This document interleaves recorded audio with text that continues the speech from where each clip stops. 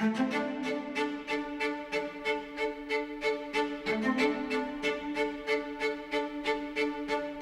y a quelques jours, le chef du gouvernement a initié une série de rencontres avec les corps intermédiaires pour les sensibiliser à la nécessité de participer à la mobilisation citoyenne pour accéder au vaccin pour ceux qui ne l'ont pas fait et surtout d'initier d'une manière conséquente la campagne pour la 3e dose. Rencontre avec les chefs de partis politiques, rencontre hier avec les responsables du patronat, tout ça pour mobiliser, pour marquer la gravité de la situation, car il s'agit de la santé des citoyens. Le gouvernement a pris la décision de la réouverture des frontières. C'est une décision qui a été difficile à prendre. Elle a été prise pour des raisons à la fois psychologiques, sociales et économiques. Bien que, sous l'égide du roi Mohammed VI, nous avons conduit une politique réactive et proactive dans le domaine sanitaire. Nos résultats sont là. Les pays proches qui ont pris la décision d'ouvrir leurs frontières, le Royaume-Uni, la France, l'Espagne, contre un nombre de cas beaucoup plus important que le nôtre, un nombre de décès malheureusement beaucoup plus important que le nôtre. Pourquoi cette décision de réouverture des frontières et de libérer les énergies? Tout simplement parce qu'il ne faut pas se le cacher, la crise est là. La crise économique fait des dégâts. Le taux de chômage a augmenté. Il y a aussi, à côté du chômage qui a augmenté, le fait que nous nous sommes rendus compte que les vies sauvées grâce au vaccin et à la campagne sanitaire faisaient aussi, du fait de la crise économique, des dégâts collatéraux en termes de perte d'énergie et aussi de vie humaine à moyen et long terme. C'est la conclusion à laquelle sont arrivés des pays plus avancés que nous économiquement. C'est pour cela qu'ils ont pris la décision de réouvrir leurs frontières. Il nous appartenait aussi d'aller dans ce sens parce que nous sommes impliqués dans un monde ouvert.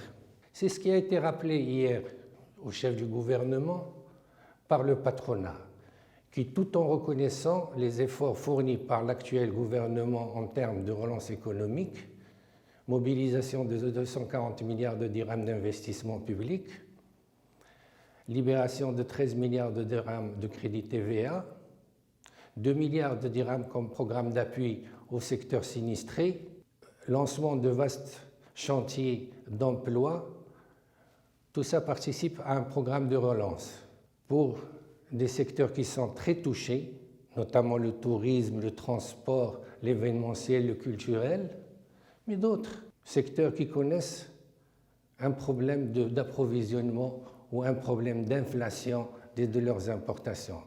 Parce que l'inflation mondiale est là, parce qu'il y a des ruptures d'approvisionnement au niveau mondial et parce qu'il y a renchérissement du coût de la logistique au niveau de l'international. Le Maroc doit prendre acte de ces mutations qui se déroulent autour de lui pour les affronter, pour se positionner mieux, pour améliorer la compétitivité de ces entreprises et améliorer aussi le climat des affaires. Des propositions ont été émises par le patronat, notamment l'amélioration de l'accès au financement, une meilleure gestion du foncier, une baisse du coût de l'énergie et la formation. Vaste chantier qui doit mobiliser des dizaines de milliers de compétences pour faire du Maroc un pays à la pointe de l'attrait de l'investissement et de la réalisation même de l'investissement local. Le gouvernement déploie des efforts au niveau de l'investissement local. Il va lancer un vaste programme aussi de valorisation de territoire. Il met dans la balance un certain nombre de moyens financiers et de fonds, mais cela ne suffit pas.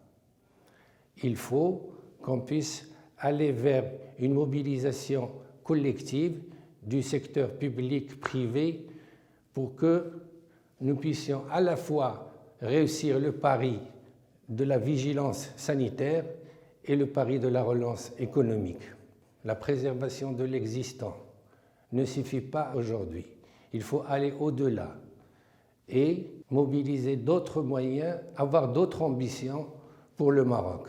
Nous avons déjà eu l'occasion de parler de la nécessité de se repositionner comme acteur stratégique dans la relocalisation en cours. Le Maroc a fait un investissement de taille ces dernières semaines, celui de l'installation d'une unité de vaccins, qui va être la locomotive d'un nouveau écosystème biotechnologique et sanitaire.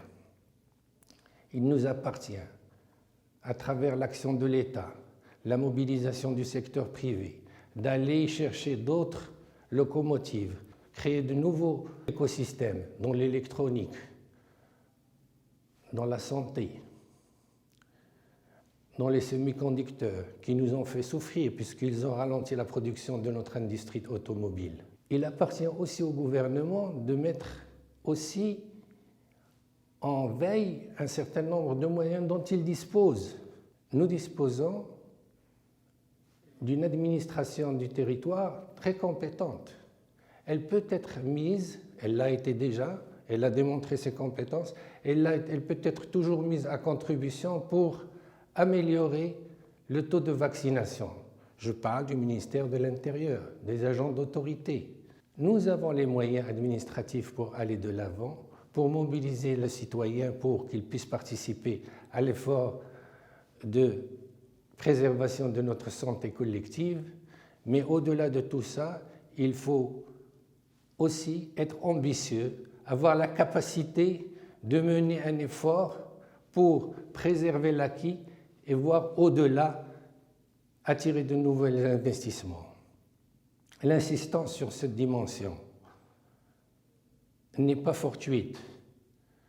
Elle émane de la conviction que le Maroc doit, dans cette phase historique, renforcée par sa capacité à gérer les crises majeures, et il l'a démontré dans la crise Covid-19, de pouvoir mobiliser ses moyens pour se positionner comme un acteur majeur en Méditerranée occidentale, un acteur majeur qui peut attirer les investissements, qui peut créer dans son territoire ou sur son territoire de la richesse, et cela est un des enjeux majeurs à venir.